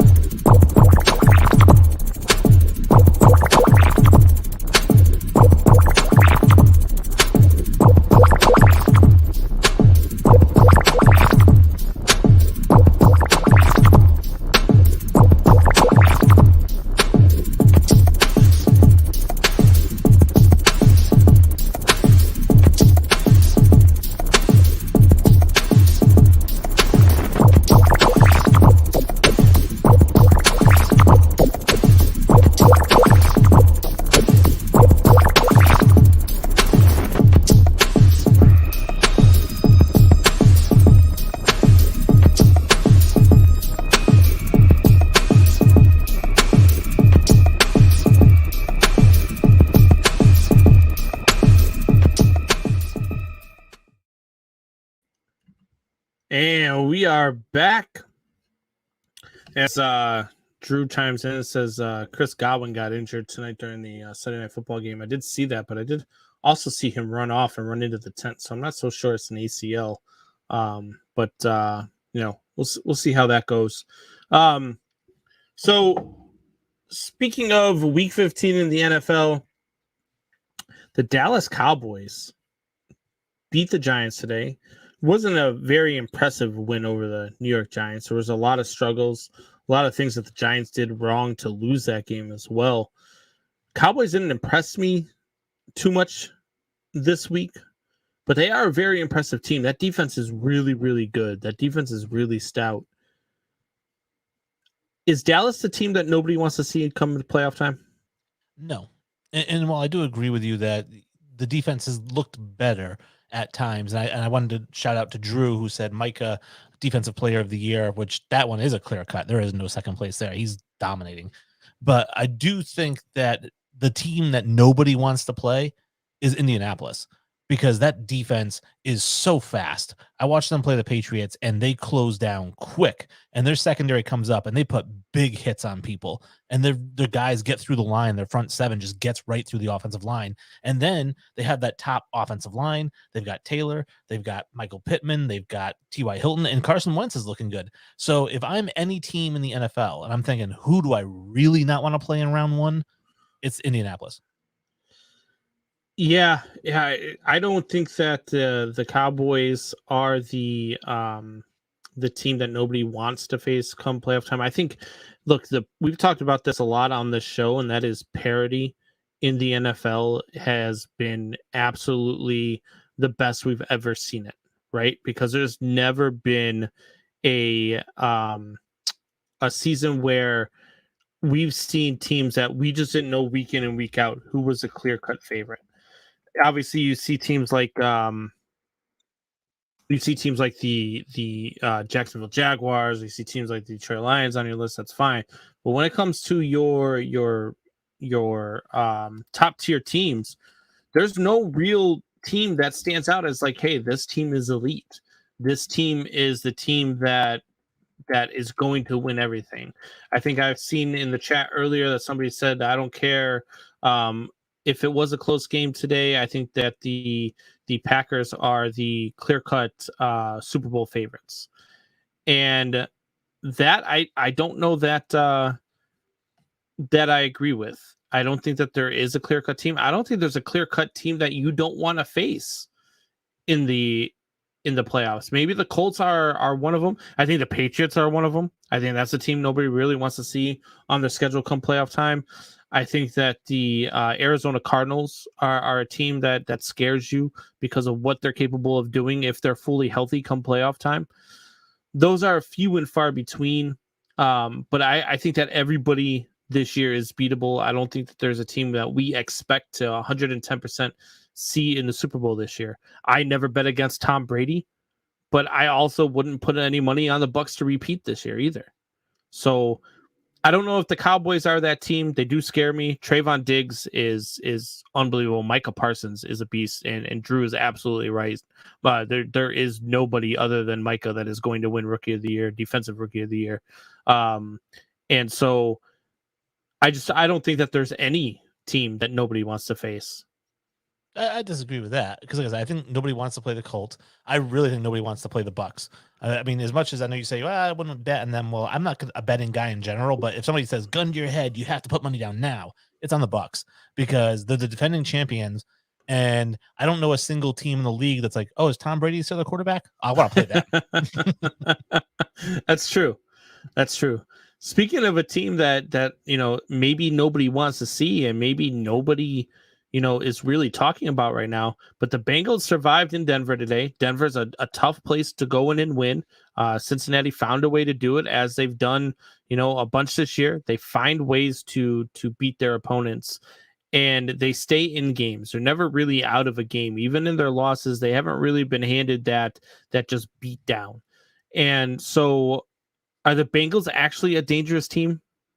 No, dangerous teams don't squeak it out against Teddy Bridgewater. Teddy Bridgewater got hurt in the second half, and then it ended up going to the hospital. Oh, okay. So they struggled against his backup. And they struggled against their defense. Okay. So the thing is, the Bengals defense isn't great. They do have a lot of offensive weapons. I love Joe Burrow. I really do. I think he's a leader on the field. I think he's a great quarterback. T. Higgins, Jamar Chase, great weapons on the outside. Joe Mixon's a great running back. So I think that they've revamped that offensive line, which was absolute crap last year. So they've got a lot of offense, but they've got the 17th ranked defense in the NFL right now. They're giving up 23 points per game. And as we know, when it comes to the playoffs, defense is what wins those games. And this team is not dangerous in the playoffs because they are going to get blown out by somebody. Well, they got the Ravens, Chiefs, and Browns coming up over the next 3 weeks. They're leading their division. And obviously, this game versus the Ravens, I mean, it goes without saying. It's. I feel like I'm saying in order for a team to win, they have to outscore their opponents when I say this. But that game is going to determine the division. And I think the Bengals win that game, but then they've got the Chiefs and then they got the Steelers, or the Browns, I should say. They've got a pretty tough back end of the schedule. If they go 3-0 down this stretch, you beat Kansas City while Kansas City is rolling. You beat Baltimore, you take the division away from them, and then you beat the Browns, probably knock them out of a wild card spot in week 17. They go 3-0. Is this a team that scares you come playoff time? Depends on how they win those games. If they're winning 41-38 and 29-27, nope. Because defense wins in the playoffs, and they have proven they cannot play defense. So if they win a couple of defensive battles here, if they shut down Kansas City, all right, now I might be a little intimidated. But if they're just winning shootouts, no, I'm not scared of them. Yeah, I don't know. Look, again, Jamar Chase having a great year. You talked about him earlier when we were talking about Offensive Rookie of the Year. You got Joe Burrows out there who's doing great things. Them two have a great chemistry. The run game's been better as of late, and their defense has been playing better as of late. You know, you go in and you look at a team, you know, I know you said that they didn't beat, they went in and struggled against Teddy Bridgewater, but they didn't. They went in and struggled in Denver, a tough place to play against a very good Denver defense that's playing really good of late as well. So this is a team that to me, I think is just very underlooked. I don't think anybody's talking about them. And I think they're about to turn some heads. I think they're going to win this game against the Ravens. I think they will finish the season 3-0. So we'll see. Yeah. Raiders and Browns got moved to Monday. They'll play prior to Monday Night Football. I like the idea of watching, you know, having a game when I come home from work at 5:00 and then watching that game and then watching the Monday Night Football game, regardless of who's playing. Luckily for me this week, I get to see the Bears play the Vikings. So I have a special rooting interest in the Monday Night Football game. Should the NFL just go to a Monday Night Football doubleheader every week? No, it's too much football. I don't need to see 2 games on Monday, 2 games on Thursday, a couple games on Saturday. Let's let it breathe a little bit. We don't need this much NFL. I love the NFL. I don't even really like one Monday Night Football game. I know it's tradition, but dude, it's a work night and it starts at 8:20. Like, I'm not going to watch this game. I hate when the Patriots are on Monday night. So don't put 2 games on Monday night. Just awful. I can't even believe those words just came out of your mouth. I can't believe that you just said too much football, too much NFL. I can't believe we're still on the air. I can't believe we didn't get canceled when you said that. The fact that, look, I want to see, they do this every year to open the season, right? There's always the Monday Night Football game on the East Coast, followed by the Monday Night Football game on the West Coast. So you get the 6:00 start, and then you get the 9:00 start, and you get to watch football all Monday night long. I like it. I think that you get the 2 Monday Night Football games. You totally do away with the Thursday night games.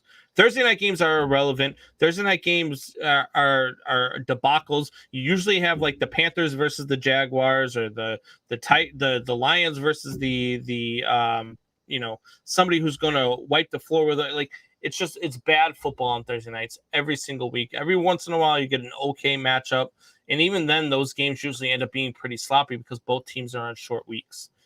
And so I don't like the Thursday night game. I'm heavily in favor of the double headers on Monday night, though. The Saturday night games, I know you're talking about, they only do those after the college season ends. They'll play 2 Saturday games, and then they'll have their Sunday games.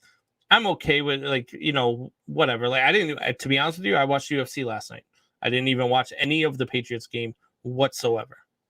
Not one snap did I see last night. And then after I could tell by the way you were reviewing the game. And then after, see, you had to bring that up, huh? I was just gonna say it, and you had to go ahead and throw me under the bus there. I appreciate that. But after UFC, I got on Fortnite with my kids because it's Saturday night. Like, I want to hang out and do things that I want to do. I didn't care about the game anyway, so I'm okay if you do away with the Saturday, but the all day Sunday and then 2 Monday Night Football games, I think would be perfect. Do away with the Thursday night games. Do away with the Saturday night games. Sundays and Mondays are football nights. I like it just the way it is. Yeah, I guess You'd have to be like a super NFL fan. Then I guess maybe I'm not that guy because I'll be honest with you, if the Patriots aren't on, I'm probably not watching it. Oh, see, I watch football from noon until 10 every single week. I watch football on Monday night. It doesn't matter who's playing. I watch the games. Yeah, it matters to me. Yeah. Well, I guess that says a lot about you. It Anyway, does. Eagles, Washington, Rams, Seahawks. I know if you don't like the doubleheaders on Monday night, you're really not going to like the doubleheader on Tuesday night. They got moved to Tuesday, putting all 4 teams on short weeks vying for a playoff spot. Is this a disadvantage for all these teams? I don't think so. I mean, it's really not that much different than a Monday night game. Yeah, it's one extra day, but I don't think it really matters in the long run. Teams play on Thursday nights, so whatever. They've got to play. They got to play. I don't think any of them really look back to this particular week at the end of the year and we're like, God damn it. I think it's going to be like, whatever. Yeah, I think that, and if correct me if I'm wrong, but I actually think, and I'm going to check the schedule right now, but I think that one of these teams actually plays Saturday night this coming week, which to me is a real disadvantage. Let's see what we got here. Yeah, the Browns. The Browns, Packers, Colts, Cardinals are on Saturday night this week. It's the Browns that got moved to Tuesday. No, Browns got moved to Monday night, right? Yeah, Browns got moved to Monday night. So nobody plays on Saturday, but it's still a short week for these guys.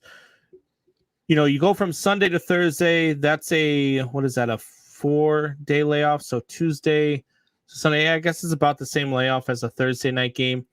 You just hate to see it with these guys playing on a night that is not typically a game night. It changes up the routine as to what they do. Usually Monday's an off day, Tuesday's a light practice, Wednesday's a medium practice, Thursday's your heavy practice, Friday's your flight, Saturday's your walkthrough. Now, Wednesday's going to be your day off. Thursday's probably going to be a light practice. Wednesday's going to be a medium practice. And then Friday, you're going to be traveling. Saturday's going to be your walkthrough. You're not getting that heavy practice in as you normally would during a normal week. And so that's probably why you see sloppy football on Thursday nights, but at least that's from both teams. Both teams are at the same disadvantage when they play Sunday and Thursday. That's not going to be the same case when these teams go to play on Sunday. They're not playing each other again. They're playing other teams that are getting their full week's rest. And that to me is a huge disadvantage to these teams having to play on Tuesday night. I think the NFL just was not, again, like they weren't last year, fully prepared to deal with an outbreak, fully prepared to deal with something. What happens if a team is missing 9 or 10 players? Everybody's like, oh, well, that's what the practice squad is for. Really? Do you really want your playoff hopes hinging on your practice squad players having to come up and play a game for you because you had an outbreak?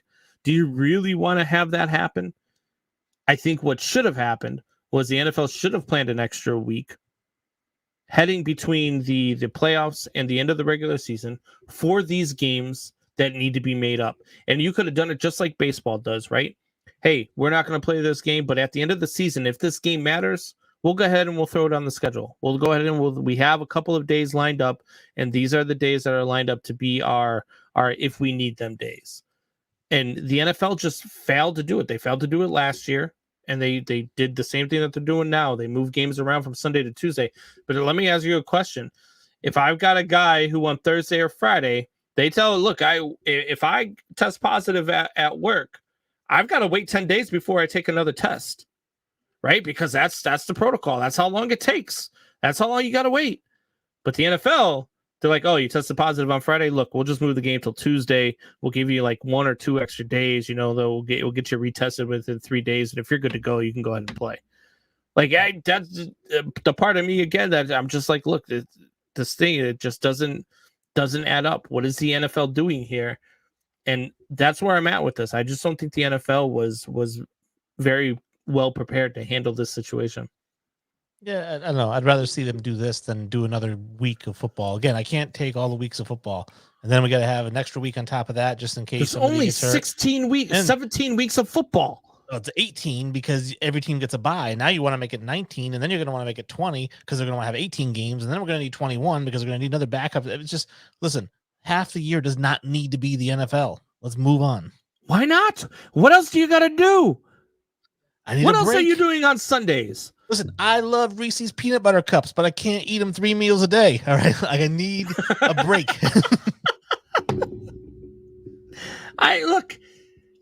God, you love your daughter. You have to see her every day, right? Listen, everybody with kids knows you need a break.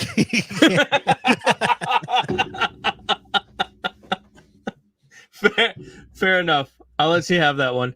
We're gonna get to our last break, and when we come back, we are going to get into a little bit of shop talk. So, Drew, I see you still chiming in the chat. Buck, I know you're out there. One Pride 40, I see you still in the chat. So feel free to chime in. Let us know what you guys want to talk about. We're going to answer some of your questions. I'm going to yell at Wayne about Die Hard being a Christmas movie when we come back. Drew, I'm going to yell at you about your take on Reese Cups as well when we come back. We'll be right back.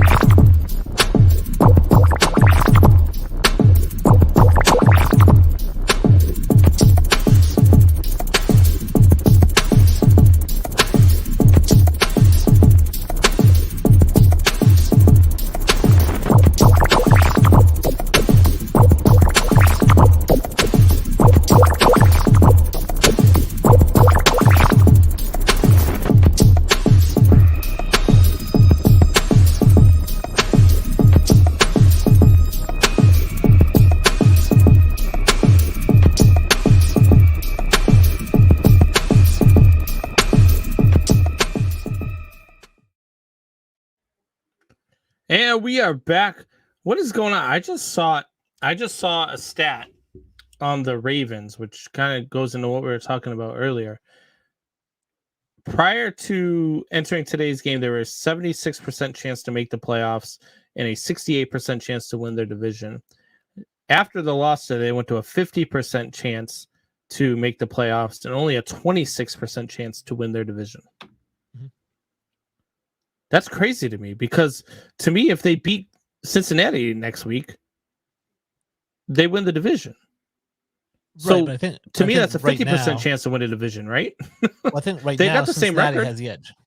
They got the same record. They're 8-6, but Cincinnati beat them. I think Cincinnati might have beaten them, yeah, because when I was looking at the standings, Cincinnati was ahead of them. So I think that's what it's kind of like when you're playing cards, right? And they're like, oh, this person has a 27% chance of winning, and you're watching like the poker or whatever, and you're like, well, how can they win? You know.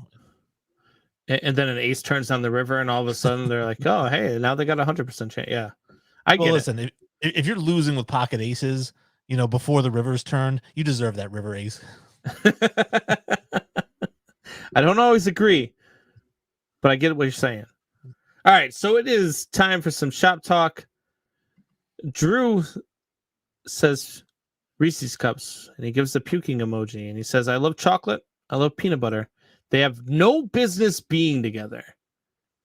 Well, you know what, Drew? You've got no business writing that sentence. You, sir, are out of your mind. Reese's Peanut Butter Cups are the snack of the gods. Chocolate and peanut butter is something that I imagine God put together himself and sent to Earth for us. Because that is the best candy in the world. How do you not like chocolate and peanut butter mixed? I just don't get it. I don't get it either. I don't. It's like, hey, I like comic books and I like movies, but you really shouldn't put those two things together. I'm sorry. In 2008, when Iron Man came out, I was like, hello, Reese's. Give me some more of that. Yeah, and then, speaking of movies, you don't think Die Hard is a Christmas movie? I know for a fact it's not, but if you want to make your case for why it is, I'm glad to listen. So, not only does the director in an interview say that it's a Christmas movie, not only is it centered around a Christmas party, not only twice, I believe, in the movie is he greeted with a Merry Christmas. I've heard other things. Drew sent me a video of Brett Young, the country artist. He asked Gavin DeGraw what his favorite Christmas movie is, and Gavin DeGraw says his favorite Christmas movie is Die Hard. Mm-hmm. So many people view this as a Christmas movie. If you watch, HBO, Showtime, those types of things, when they start putting on their Christmas movies and they filter in all these different Christmas movies, Die Hard is always in the rotation. Die Hard is absolutely a Christmas movie. The director of the movie says it's a Christmas movie. So how is it not? Okay, so first of all, do you know who wrote it? I don't. Not the director. Secondly, I don't care what Drew's friend who asked another friend who asked a country singer who talked to a girl who saw a guy in a car at a red light said about the movie. Okay. I don't care what third party. I'm telling you, I set up a criteria because I'm a movie guy and this is what I do. And I tried to make it fair and I try to keep my logic completely in line. As you know, I never contradict myself. And so what I'd want to do is come up with a nice, even thing. First off, it's not about Christmas. Very first thing, it's not about Christmas. So the movie does take place during Christmas, and I'll give you that. That may be why somebody said Merry Christmas to him, huh? Because it takes place during Christmas, but it's not about Christmas. Like Elf is about Christmas, right? And the Rudolph the Red-Nosed Reindeer is about Christmas. This movie's not about Christmas. Now, granted, that's not the sole criteria, just like rings and the greatest player debate is not the sole criteria. But also in this film, Christmas isn't saved at any point, nor is it ever lost. We don't see any miracles of Christmas. We don't see the magic of Christmas. It's not about Christmas. It's an action movie that takes place on Christmas, which does not make it a Christmas movie.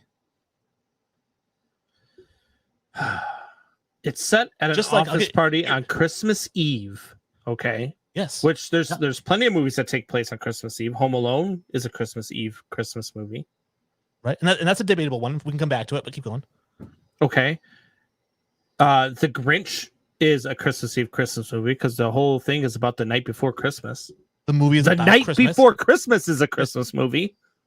Right. It is about the night before Christmas. Right. Okay. So not only that, but you're talking about in Die Hard, there's a lot of stuff that has hallmarks of a Christmas movie in Die Hard. You've got the where he's coming back to spend time. The only reason he's there is to spend time with his family for Christmas. Right. Okay. It takes place on Christmas. Bring up a point that doesn't have to do with it taking place on Christmas. How is it a Christmas What do you movie? mean now? How take away any point with the any movie that doesn't happen on Christmas? It's not a Christmas movie. Right, but I'm saying that it doesn't hinge on Christmas. The movie doesn't hinge on that. What about all the Christmas music that's playing? But like in the limo when they're riding, like it's not like the music for the movie. How about when they're en route to the Christmas party at whatever Nakatomi Plaza or whatever it was called? Later on, they play Christmas in Hollis. In the limo, yes. Yeah. Argyle likes to listen to Christmas music during Christmas because the movie takes place on Christmas. I get it, but that does not. So make it's it a Christmas movie. No, it just takes place on Christmas. It doesn't. It's not. There's not tied to Christmas in any way. Here's the thing. So I'll give you your same argument here. Ocean's 11 is not a heist movie. It's a boxing movie.